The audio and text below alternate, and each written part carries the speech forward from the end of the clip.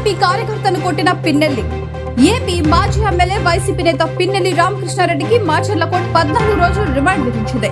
పటిష్ట భద్రత మధ్య ఆయన్ను నెల్లూరు సబ్ జైలుకు తరలించారు. అయితే మాచర్ల కోర్టు దగ్గర పిన్నెల్లికి ఓ టీడీపీ కార్యకర్త అడ్డులాగా కొట్టారు. దీనికి సంబంధించిన వీడియో సోషల్ మీడియాలో వైరల్ అవుతోంది.